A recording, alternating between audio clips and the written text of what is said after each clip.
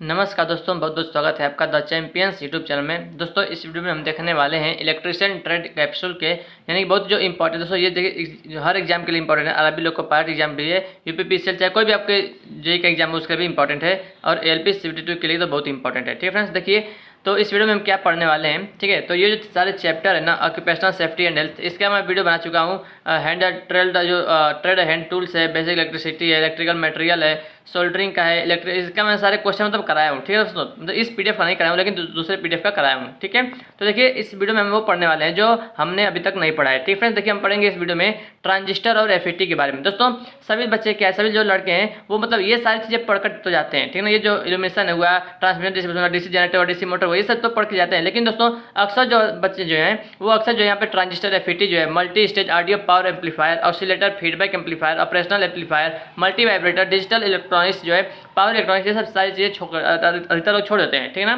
तो हम पढ़ने वाले इस वीडियो में ट्रांजिस्टर और एफईटी के बारे में पढ़ेंगे। ठीक है फ्रेंड्स, तो आइए शुरू करते हैं इसके बारे में। तो आइए दोस्तों शुरू करते हैं ट्रांजिस्टर और एफईटी के बारे में पढ़ना। ठीक है दोस्तों, तो एक एक पॉइंट को बस ध्यान से सुनिएगा दोस्तों। ठीक है फ्रेंड्स, तो अब कुछ ही दिन बचे हुए हैं। ठीक है, तो पूरा हमको तैयारी अच्छे से करके जाना है। ठीक है ना फ्रेंड्स, देखिए ट्रांजिस्टर का आविष्कार डॉक्टर विलियम शॉकली, वाल्टर जो है ब्रिटेन और जॉन बार्डे ने 1948 ईस्वी में अमेरिका के बेल लेबोरेटरी में किया था। ठीक है, ट्रांजिस्टर एक जो है तीन टर्मिनल, जिसमें तीन टर्मिनल होते हैं, एमीटर, बेस और कलेक्टर वाली सक्रिय युक्ति है। ठीक है, तीन टर्मिनल होते हैं, एमीटर, बेस और कलेक्टर। ट्रांजिस्टर इलेक्ट्रॉनिक परिपथों में निम्न प्रतिरोध से उच्च प्रतिरोध की ओर वोल्टेज का प्रवर्धन करता है। याद रखिएगा, निम्न प्रतिरोध से उच्च प्रतिरोध की ओर वोल्टेज का प्रवर्धन करता है। ट्रांजिस्टर का प्रथम बार प्रयोग 1952 में, दोस्तों बना कब था, 1948 में जो है बनाया गया था, लेकिन उसका जो प्रथम बार प्रयोग है 1952 ईस्वी में टेलीफोनिक स्विचिंग में किया गया था। ठीक है ना, ट्रांजिस्टर के प्रकार दोस्तों, ट्रांजिस्टर दो प्रकार के होते हैं, एक होता है यूनिपोलर ट्रांजिस्टर, दूसरा होता है बाईपोलर ट्रांजिस्टर। ठीक है ना, यूनिपोलर ट्रांजिस्टर में क्या होता है, इसमें विद्युत धारा का जो चालन है, चालन इलेक्ट्रॉन अथवा होल्स के बहुसंख्यक आवेश वाहकों द्वारा होता है, यानी कि मेजॉरिटी चार्ज कैरियर के द्वारा होता है, जैसे एफईटी, मॉसफेट और जेएफईटी। ये तीनों जो है ये यूनिपोलर ट्रांजिस्टर है, एफईटी, मॉसफेट और जेएफईटी। ठीक है, दूसरा होता है बाईपोलर ट्रांजिस्टर। इसमें क्या होता है, जो विद्युत धारा का जो चालन होता है जो है वो इलेक्ट्रॉन और होल्स दोनों प्रकार के आवेश वाहकों, यानी कि अल्पसंख्यक और बहुसंख्यक दोनों के द्वारा होता है, जैसे बीजेटी हुआ और यूजेटी हुआ। ठीक है फ्रेंड्स, तो ये क्या है दोस्तों, ये दोनों बाईपोलर ट्रांजिस्टर्स है। ठीक है ना, चलिए अब देखते हैं हम बीजेटी के बारे में पढ़ेंगे, बाईपोलर जंक्शन ट्रांजिस्टर के बारे में। बीजेटी एक जो है एसिमेट्रिकल डिवाइस है। कैसा है, एसिमेट्रिकल डिवाइस है। बीजेटी एक करंट कंट्रोल्ड करंट डिवाइस है। कैसा है, करंट कंट्रोल्ड करंट डिवाइस है। इसका प्रयोग स्विच, प्रवर्धक तथा दोलित्र के रूप में किया जाता है। बीजेटी में एफईटी की तुलना में पावर का डिसिपेशन ज़्यादा होता है। याद रखिएगा, बीजेटी में एफईटी की तुलना में पावर का डिसिपेशन ज़्यादा होता है। बीजेटी का इनपुट इम्पीडेंस कम होता है, इनपुट जो इम्पीडेंस होता है वो कम होता है। ठीक है, और बीजेटी में क्षरण धारा एग्जिस्ट करता है। एफईटी की तुलना में बीजेटी का गेन बहुत उच्च होता है। बीजेटी में गेन गुणे बैंडविड्थ का प्रोडक्ट कांस्टेंट होता है। किसमें, बीजेटी में। बीजेटी में तापमान का प्रभाव बहुत अधिक प्रभावी होता है। बीजेटी में तापमान का प्रभाव बहुत अधिक प्रभावी होता है। ठीक है ना, देखिए अब ट्रांजिस्टर की संरचना के बारे में थोड़ा सा देख लेते हैं फ्रेंड्स। यहाँ पर देखिए तीन टर्मिनल होते हैं, इमीटर होता है, बेस होता है, कलेक्टर होता है। ठीक है ना, इसका जो आकार है 0.150 इंच होता है, साइज इसका होता है, और जो बेस का साइज है वो 0.01 इंच होता है। ठीक है ना, पूरा अगर साइज बात करें इमीटर से लेकर कलेक्टर तक तो 0.150 इंच होता है, और अगर केवल बेस की बात करें तो 0.01 इंच होता है। ठीक है फ्रेंड्स, आइए तो इस वीडियो में पूरा ट्रांजिस्टर के बारे में पूरा हम पढ़ लेंगे दोस्तों। ठीक है ना, और एफईटी के बारे में जो है नेक्स्ट वीडियो में पढ़ेंगे, क्योंकि दोस्तों इसमें ही थोड़ा सा आपको ज़्यादा पढ़ना है। ठीक है ना, जो है ट्रांजिस्टर के बारे में। ठीक है ना, 4 पेज का पूरा ट्रांजिस्टर है। ठीक है ना, मतलब ज़्यादा नहीं है आपका, मतलब 15-10-20 मिनट में हो जाएगा। ठीक है ना, इसमें 3 लेयर होते हैं, एमीटर, बेस और कलेक्टर होता है। एमीटर के बारे में देखिए, इसकी जो डोपिंग होती है उच्च होती है। याद रखिएगा, एमीटर की डोपिंग उच्च होती है। यह बहुसंख्यक आवेश वाहकों का उत्सर्जन करती है। बहुसंख्यक यानी कि मेजॉरिटी चार्ज कैरियर्स का उत्सर्जन करती है। इसका आकार बेस से बड़ा तथा कलेक्टर से छोटा होता है। ठीक है ना, जो एमीटर का जो आकार है वो बेस से बड़ा होता है और कलेक्टर से छोटा होता है। दोस्तों कलेक्टर से छोटा होने का मतलब है कि कलेक्टर का जो साइज होता है सबसे बड़ा होता है। ठीक है ना, देखिए बेस के बारे में, यह ट्रांजिस्टर की सबसे पतली परत यानी 0.01 इंच होती है, जिसके कारण ट्रांजिट टाइम कम होता है। इसकी डोपिंग सबसे कम रखी जाती है ताकि पुनर्संयोजन की दर को कम किया जा सके। यानी कि बेस की जो साइज है, बेस की जो डोपिंग है वो सबसे कम रखा जाता है। ठीक है ना, क्यों रखा जाता है, क्योंकि पुनर्संयोजन की दर को कम करने के लिए। ठीक है, अब कलेक्टर के बाद में कलेक्टर यह बेस से प्राप्त आवेश वाहकों को कलेक्ट करता है, संग्रह करता है, ठीक है। इसकी डोपिंग बेस से अधिक परंतु एमिटर से कम होती है। जो डोपिंग इसकी होती है वो बेस से तो अधिक होती है लेकिन एमिटर से कम होती है। इसका आकार बेस तथा एमिटर दोनों से अधिक होता है, यानी कि सबसे बड़ा आकार किसका होता है? कलेक्टर का होता है, ठीक है दोस्तों। देखिए चौड़ाई क्षेत्र बढ़ते क्रम में, देखिए बढ़ते क्रम में बेस से बड़ा होता है एमिटर, एमिटर से बड़ा होता है कलेक्टर, ठीक है।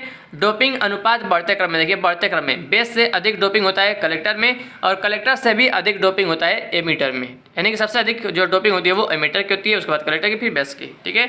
अगर बात करें बेस की तुलना में एमिटर का डोपिंग अनुपात कितना होता है, तो देख सकते हैं एमिटर और बेस में जो अनुपात है 10:1 का है, यानी कि अगर हम जो है बेस का अगर 1 मान की है डोपिंग जो अगर 1 है बेस का, तो एमिटर का 10 गुना होता है, यानी कि बेस का 10 गुना एमिटर की डोपिंग होती है, ठीक है ना। तो सबसे अधिक जो है डोपिंग किसकी होती है? एमिटर की होती है। बेस जो है कलेक्टर से भी ज़्यादा होती है, बेस से 10 गुना होती है, ठीक है।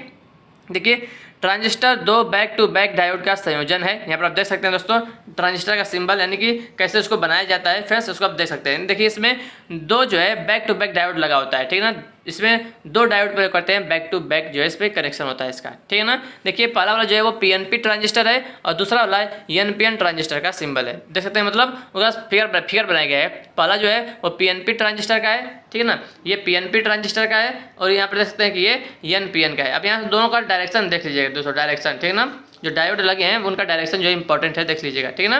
देखिए डोपिंग बढ़ने पर अवक्षय परत की चौड़ाई घटती है, याद रखिएगा। जो डोपिंग अगर हम बढ़ाएंगे, ठीक है ना, तो अवक्षय परत की चौड़ाई क्या होगी? घटेगी। तो डोपिंग देखिए चौड़ाई जो है विड्थ है जो है वो डोपिंग के 1/√, में डोपिंग होता है, यानी कि W2 is greater than W1, ठीक है ना। यहाँ पर जो आप देखते हैं जो यहाँ पे है दोस्तों ये वाला, यहाँ पर W2 जो है वो W1 से बड़ा है, ठीक है ना। यहाँ पर देख सकते हैं एमिटर बेस कलेक्टर है, तो यहाँ पे जंक्शन भी है, ठीक है ना।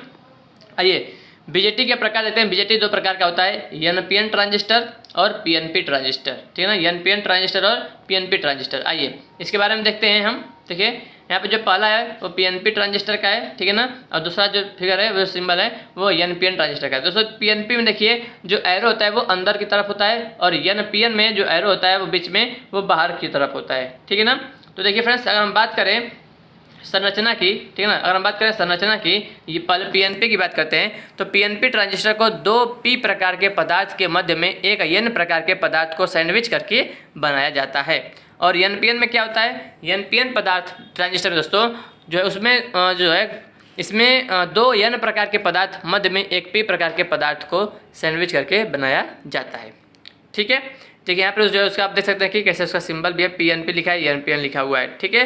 देखिए अगर हम बात करें वाहक की बात करें, पीएनपी में वाहक की बात करें तो पीएनपी ट्रांजिस्टर में बहुसंख्यक वाहक के रूप में होल एवं अल्पसंख्यक वाहक के रूप में इलेक्ट्रॉन होते हैं, याद रखिएगा। पीएनपी में जो मेजॉरिटी चार्ज कैरियर होते हैं वो होल होते हैं, ठीक है। और सेम उसका उल्टा अगर बात करें एनपीएन में क्या होता है, जो मेजॉरिटी चार्ज कैरियर होते हैं वो इलेक्ट्रॉन होते हैं, ठीक है दोस्तों। बात करें अगर प्रचालन गति की, ठीक है, तो पीएनपी में क्या होती है, इसकी जो प्रचालन गति है वो धीमी होती है क्योंकि होल की मोबिलिटी कम होती है इसमें। और अगर बात करें एनपीएन की तो इसकी जो प्रचालन गति है इसकी तीव्र होती है क्योंकि इलेक्ट्रॉन की मोबिलिटी अधिक होती है, यानी कि सबसे अच्छा जो है एनपीएन वाला होता है, एनपीएन वाला, ठीक है ना। देखिए इसमें क्या होता है, अगर हम बात करें पैकिंग घनत्व की तो पीएनपी का निम्न होता है और एनपीएन का उच्च होता है, ठीक है। बस इतना आप याद रखिएगा दोनों के बारे में, पीएनपी और एनपीएन के बारे में, ठीक है। उसके बाद हम बात करें दोस्तों कि ट्रांजिस्टर के प्रचालन मोड। देखिए ट्रांजिस्टर के प्रचालन मोड यानी कि बहुत इंपॉर्टेंट दोस्तों, यहाँ से क्वेश्चन बनता है, ठीक है ना। देखिए प्रचालन मोड अगर हम बात करें, सबसे पहले देखिए इसमें आपको देखना क्या है, जो एमिटर बेस संधि है और कलेक्टर बेस संधि है इसको पहले देखना है। अगर एमिटर बेस संधि अग्र बायस है यानी कि फॉरवर्ड बायस है और कलेक्टर बेस संधि पश्च बायस है यानी कि एक फॉरवर्ड है एक रिवर्स है, तो ये जो दोस्तों ये एक्टिव मोड में काम करेगा। जो प्रचालन मोड है वो सक्रिय मोड होगा, ठीक है ना। और इस टाइम अगर वो सक्रिय मोड में काम कर रहा है तो वो जो है प्रवर्धक के रूप में काम करेगा, ठीक है दोस्तों, ठीक है ना। याद रखिए दोस्तों, देखिए आपको कैसे याद रखना है, एमिटर बेस संधि अगर बायस है, कलेक्टर बेस संधि पश्च बायस है, यानी कि ये फॉरवर्ड बायस ये रिवर्स बायस होगा, तो इस समय ये सक्रिय मोड में काम करेगा, ठीक है ना।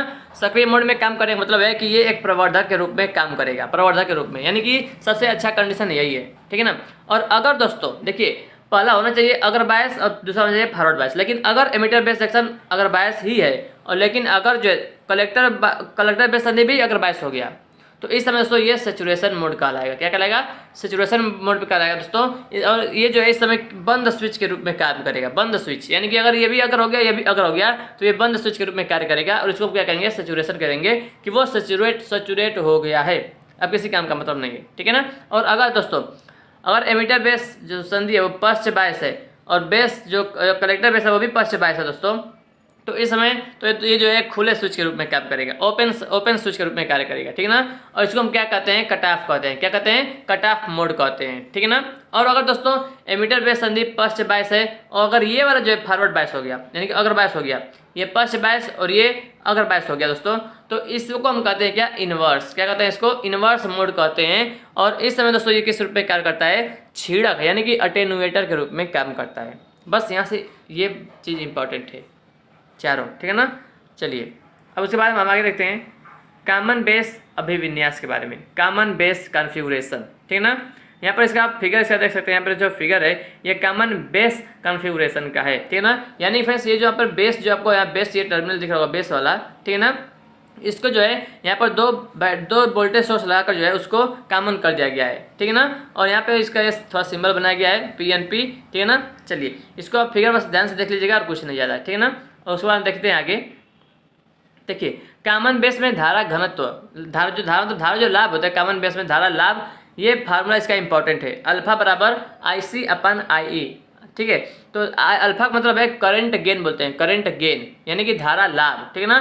फार्मूला क्या है? IC यानी कि कलेक्टर करंट और बटे में होता है इमीटर करंट। ये फार्मूला इंपॉर्टेंट दोस्तों। ठीक है ना। ऊपर होता है कलेक्टर करंट, नीचे होता है इमीटर करंट। ठीक है ना। देखिए अल्फा का फार्मूला एक और होता है IC माइनस ICBO/IE। ठीक है ना।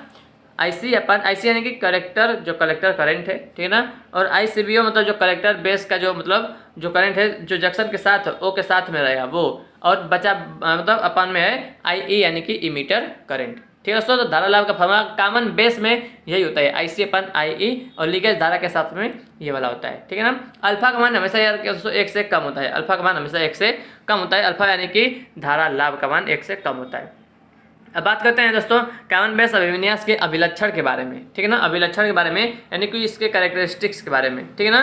तो इसमें क्या होता है देखिए IE एवं VEB यानी कि emitter base voltage, emitter current और इमीटर बेस वोल्टेज के बीच जो कलेक्टर बेस वोल्टेज को नियत मानकर जो है ये फिगर ये इनपुट जो है अभिलक्षण जो है खींचा जाता है। ठीक है ना। ये इनपुट जो है अभिलक्षण खींचा गया है। ठीक है ना। इसमें जो इनपुट प्रतिरोध होता है दोस्तों, इनपुट प्रतिरोध जो है वो डेल VEB/IE होता है। यानी VCB क्या है? कांस्टेंट होता है दोस्तों। यहाँ पे कॉमन बेस अभिविन्यास का इनपुट अभिलक्षण डायोड के अग्रबायस अभिलक्षण के समान होता है। बस इतना याद रखिएगा कि कॉमन बेस अभिविन्यास का इनपुट अभिलक्षण डायोड के अग्रबायस अभिलक्षण के समान होता है।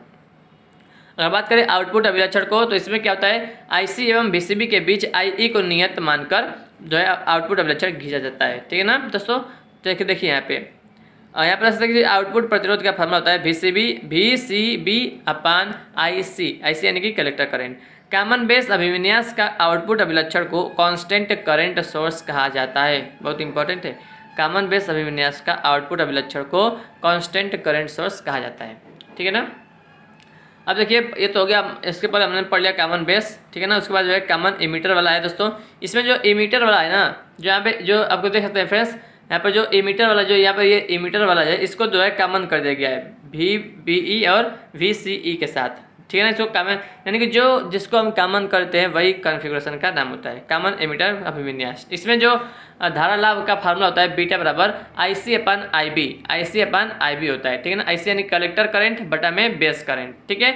और लीकेज धारा के साथ ये वाला होता है IC माइनस ICEO/IB होता है।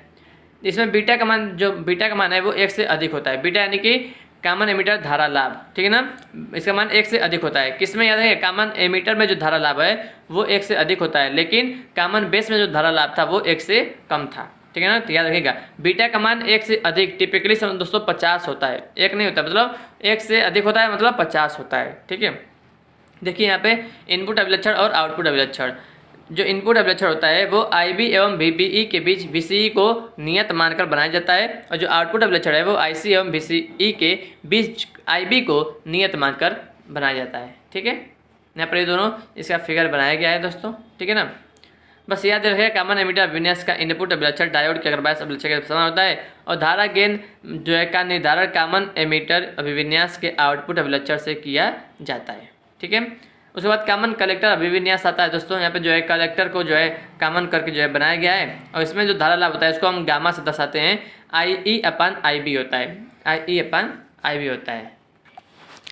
ठीक है, तो इसमें गामा होता है, IE/IB होता है। ठीक, इसमें जो है इनपुट अभिलक्षण आउटपुट अभिलक्षण जो है ये यहाँ पर है। ठीक है, चलिए इसमें से तो मुझे लग रहा है ज़्यादा इंपॉर्टेंट यहाँ से ये पूछेगा, बस ये वाला इंपॉर्टेंट दोस्तों याद रखिएगा। ठीक है ना, कि अल्फा बीटा और गामा में संबंध क्या होता है। तो अल्फा बराबर होता है बीटा/1 प्लस बीटा, ठीक है ना, और बीटा बराबर होता है अल्फा/1 माइनस अल्फा। ठीक है, और गामा बराबर होता है 1 प्लस बीटा और गामा बराबर 1/1 माइनस अल्फा। ये तो मोस्ट इंपॉर्टेंट है, इसको जितना आप पढ़ेंगे दोस्तों कम है। ठीक है ना, क्योंकि ये यहाँ से जरूर क्वेश्चन दोस्तों आता है। बस आपका ये रिलेशन ही पूछता है कि बताइए अल्फा बराबर क्या होता है, बीटा बराबर क्या होता है, ठीक है ना, गामा बराबर क्या होता है। तो याद देखिएगा अल्फा बराबर बीटा/1 प्लस बीटा होता है, बीटा बराबर अल्फा/1 माइनस अल्फा होता है और गामा बराबर 1 प्लस बीटा होता है और गामा बराबर 1/1 माइनस अल्फा होता है। ठीक है ना, तो ये संबंध बहुत ही इंपॉर्टेंट है। ठीक है, आइए आगे बढ़ जाते हैं। अब देखिए यहाँ पे जो IE हो यानी कि जो इमीटर करंट है वो collector current plus base current के इक्वल होता है। ठीक है ना, जो इमीटर करंट होता है वो कलेक्टर करंट और बेस करंट के योग के बराबर होता है और IC बराबर होता है बीटा/IB यानी कि बीटा गुणे बेस करंट। IC बराबर जो कलेक्टर करंट होता है वो बीटा गुणे बेस करंट के गुणनफल के बराबर होता है और ICEO बराबर होता है 1 प्लस बीटा ICBO होता है। बहुत इंपॉर्टेंट है ये वाला ये पूछ देता है एकदम सेम टू सेम, ये वाला क्वेश्चन आया था एक बार। ICEO बराबर 1 प्लस बीटा ICBO। ठीक है, देखिए लीकेज धारा ICBO पर ताप का प्रभाव, जो ये जो फ्रेंड्स ICBO है ये लीकेज धारा है, इस पर ताप का क्या प्रभाव पड़ता है तो वही देखते हैं। देखिए लीकेज धारा रिवर्स बायस कलेक्टर जंक्शन में माइनॉरिटी कैरियर के प्रभाव के कारण होती है। किसके कारण होती है? माइनॉरिटी कैरियर के प्रभाव के कारण होती है। लीकेज धारा रिवर्स बायस कलेक्टर जंक्शन में माइनॉरिटी कैरियर के प्रभाव के कारण होती है। माइनॉरिटी वाहक ऊष्मीय कंपनों के कारण उत्पन्न होते हैं। जो माइनॉरिटी वाहक होते हैं वो ऊष्मीय कंपनों के कारण उत्पन्न होते हैं। लीकेज धारा का मान ताप पर निर्भर करता है। लीकेज धारा 10 डिग्री सेल्सियस ताप बढ़ने पर लगभग 2 गुनी हो जाती है। अगर दोस्तों लीकेज धारा जो है मान लीजिए कि 20 डिग्री सेल्सियस पे जो है मान लीजिए कि अगर 1 एम्पियर है लीकेज धारा मान लीजिए तो 20 डिग्री सेल्सियस पे दोस्तों यानी 20 पर अगर 1 एम्पियर है तो 30 पे वो 2 एम्पियर हो जाएगी यानी कि लगभग 2 गुनी हो जाती है। देखिए उसके बाद जो है 3 ट्रांजिस्टर विन्यास, common base, common collector, common emitter के बीच तुलना। ठीक है ना, तो देख सकते हैं जो अगर हम बात करें कॉमन बेस मोड की, कॉमन एमिटर मोड की, कॉमन कलेक्टर मोड की, तो अगर इनपुट गतिज प्रतिरोध की बात करें, इनपुट गतिज प्रतिरोध की, तो कॉमन बेस मोड में बहुत कम होता है, कॉमन एमिटर मोड में कम होता है, कॉमन कलेक्टर मोड में अधिक होता है। ठीक है ना, तो उसका मान भी दिया गया 20 ओम, 50 ओम और 1 मेगा ओम। आउटपुट गतिज प्रतिरोध की बात करें तो बहुत अधिक होता है, इसमें अधिक होता है, इसमें कम होता है। ठीक, धारा लाभ की बात करें तो जो है कॉमन जो बेस वाला है, कॉमन बेस में 1 से कुछ कम होता है, लगभग 0.98 होता है। और बात करें कॉमन एमिटर में तो अधिक होता है, लगभग 100 के बराबर होता है। और बात करें अगर कॉमन कलेक्टर में तो अधिकतम लगभग 100 होता है। इसमें तो जो कॉमन बेस वाला कॉमन एमिटर है लगभग जैसे 50 होता है, इसमें जो 100 होता है। ठीक है ना, उसके बाद लीकेज धारा है तो कॉमन बेस पहले जो है कॉमन बेस है, उसके बाद कॉमन एमिटर है, फिर कलेक्टर है। तो कॉमन बेस में जो लीकेज धारा है वो बहुत कम, जर्मेनियम के लिए 5 माइक्रो एम्पियर, सिलिकॉन के लिए 1 नैनो एम्पियर होता है। और अगर बात करें कॉमन जो है कौन सा था, कॉमन एमिटर। ठीक है ना, जो कॉमन एमिटर है उसमें जो है बहुत अधिक होता है, जर्मेनियम के लिए 500 माइक्रो एम्पियर, सिलिकॉन के लिए 20 माइक्रो एम्पियर। और कॉमन कलेक्टर में बहुत अधिक, कॉमन एमिटर मोड के समान होता है। वोल्टेज लाभ जो है कॉमन जो है बेस में अधिक होता है, इसमें लगभग 1000, इसमें भी 1000 होता है और इसमें 1 से कुछ कम लगभग 0.98 होता है। शक्ति लाभ आप देख सकते हैं कि मध्यम होता है, सबसे अधिक होता है, कम होता है। उपयोग दोस्तों, उपयोग देखिए, उपयोग इंपॉर्टेंट है कि कॉमन जो बेस है उसका उपयोग जो है वोल्टेज प्रवर्धक व पावर प्रवर्धक के रूप में करते हैं और जो कॉमन इमीटर है वोल्टेज धारा तथा शक्ति प्रवर्धक के रूप में उपयोग करते हैं और जो कॉमन कलेक्टर है प्रतिबाधा मैचिंग व बफर स्टेज के रूप में करते हैं। Phase shift between input to output याद रखिएगा, कॉमन बेस का 0 डिग्री, कॉमन इमीटर का 180 डिग्री और दोस्तों कॉमन कलेक्टर का भी 0 डिग्री होता है, ठीक है ना। यानी केवल जो है कॉमन एमिटर का 180 डिग्री होता है, बाकी सबका 0 होता है, ठीक है।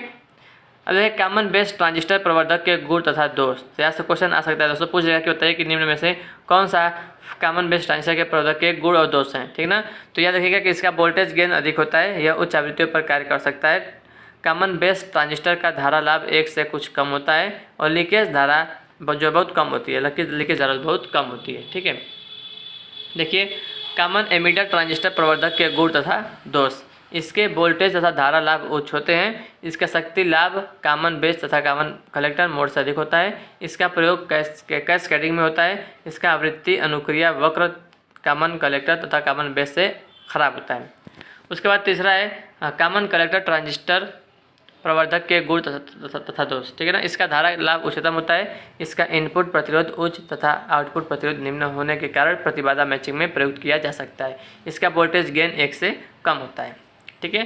अब देखिए बायसिंग के प्रकार, टाइप्स ऑफ बायसिंग। तो बायसिंग विधि देखिए, पहला बायसिंग विधि है बेस प्रतिरोधक बायसिंग है, इसको कहते हैं स्थिर बायसिंग भी कहते हैं, ठीक है ना। तो इसका ये फिगर है, बायसिंग का सर्किट बनाया गया है, बस इसका बस यही इंपॉर्टेंट है और कुछ ज़्यादा इंपॉर्टेंट नहीं है, ठीक है। फीडबैक प्रतिरोधक बायसिंग है, इसको कलेक्टर बेस बायसिंग भी कहते हैं। ये इसके बाद एमिटर प्रतिरोध बायसिंग है दोस्तों, इसका फिगर है, ठीक है। ट्रांजिस्टर की पैकेजिंग के प्रकार दोस्तों देख लीजिए, ठीक है ना। पहला चित्र यहाँ पर चित्र देख सकते हैं, ठीक है। पहला देखिए षटभुजाकार है, प्लास्टिक पैकेजिंग है। दूसरा है सेरेमिक पैकेजिंग, इसको ये अर्धगोलीय होता है और ये जो है षटभुजाकार होता है, ठीक है ना। देखिए प्रयोग पदार्थ जो है प्लास्टिक पैकेजिंग में प्लास्टिक प्रयोग करते हैं और सेरेमिक पैकेजिंग में सिरेमिक चीनी मिट्टी का प्रयोग करते हैं, ठीक है। और यहाँ पर धात्विक पैकेजिंग भी है, इसमें धात्विक पीतल लोहे का इस्तेमाल करते हैं। और उसके बाद पावर ट्रांजिस्टर पैकेजिंग है, इसमें हम पीतल अथवा ये भी लोहे का इस्तेमाल करते हैं, ठीक। उसके बाद देखिए हम अगर बात करें आईसी नंबर का, तो और जो बात करें प्लास्टिक पैकेजिंग का आईसी नंबर, तो ये सब होता है BF194, BF195, BC148, BC154। यहाँ से क्वेश्चन नहीं बनता है दोस्तों, ठीक है ना। उसके बाद हम अगर बात करें, देखिए अब बहुत मोस्ट इंपॉर्टेंट है हीट सिंक के दोस्तों। हीट सिंक होता क्या है दोस्तों, देखिए हीट सिंक मैं इसको थोड़ा छोटा कर देता हूँ। देखिए हीट सिंक क्या होता है दोस्तों, हीट सिंक का प्रयोग पावर एम्प्लीफिकेशन के लिए, इसको आप देखे भी होंगे। हीट सिंक का प्रयोग पावर एम्प्लीफिकेशन के लिए प्रयुक्त ट्रांजिस्टरों में ताप को अवशोषित करने में किया जाता है। इसका इंपॉर्टेंट कार्य यही है, ताप को अवशोषित करना, क्योंकि इसमें अधिक धारा प्रवाहित होती है। ट्रांजिस्टरों में काफ़ी अधिक धारा प्रवाह के कारण उनका तापमान काफ़ी बढ़ जाता है, जिससे उसमें शीघ्र ही थर्मल रनवे की प्रक्रिया स्थापित हो जाने की संभावना पैदा हो जाती है, जिससे ट्रांजिस्टर नष्ट भी हो सकता है। थर्मल रनवे से बचाने के लिए ट्रांजिस्टर के ऊपर धातु कवर चढ़ाए जाते हैं, जो हीट सिंक के रूप में कार्य करते हैं, जिससे उत्पन्न ऊष्मा शीघ्रता से वातावरण में विसर्जित होती रहे, ठीक है। तो ये होता है हीट सिंक, ठीक है दोस्तों। यहाँ तक हमने ट्रांजिस्टर का जितना भी इंपॉर्टेंट पॉइंट था, ठीक है फ्रेंड्स, वो कंप्लीट कर दिया हूँ, ठीक है दोस्तों। अगर जो है मतलब नेक्स्ट वीडियो में हम पढ़ेंगे दोस्तों फील्ड इफेक्ट ट्रांजिस्टर के बारे में, ठीक है दोस्तों। फील्ड इफेक्ट ट्रांजिस्टर के बारे में बहुत ही कम लोग पढ़ के जाते हैं दोस्तों, यहाँ से क्वेश्चन जरूर आएगा, ठीक है दोस्तों। तो देख सकते हैं यहाँ पे जो ये PDF है दोस्तों, इसमें आपको हर एक चीज़ के बारे में, यानी कि दोस्तों एकदम A to Z जो है यहाँ पे देख सकते हैं कि एक जो भी मतलब ट्रेड का दोस्तों जो भी मतलब है वो सब चीज़ मिल जाएगा आपको। ऑक्यूपेशनल सेफ्टी एंड हेल्थ से लेकर तो देख सकते हैं ट्रेड, हस्त औजार, मौलिक वैद्युतिक पदार्थ, केबल, सोल्डरिंग, एम्ब्रेजिंग, विद्युत सहायक सामग्री, चुंबकत्व, कैपेसिटर, यानी कि क्या नहीं हर एक ना देख सकते कितना चैप्टर है, 36 चैप्टर दोस्तों। Power, electronics device and IC regulators भी है इसमें, ठीक है ना। तो पूरा ट्रेड जो है इसी में दोस्तों आपको मिल जाएगा, ठीक है। पूरा 212 पेज का दोस्तों ये पूरा PDF है, ठीक है ना। तो यानी कि हर एक चीज़ के बारे में आपको यहाँ पे कहीं भी और खोजने की जरूरत नहीं पड़ेगा, ठीक है दोस्तों। तो थैंक यू सो मच इस वीडियो को देखने के लिए आप लोगों का बहुत बहुत धन्यवाद। मिलते हैं आपसे नेक्स्ट वीडियो में। जय हिंद, जय भारत, वंदे मातरम।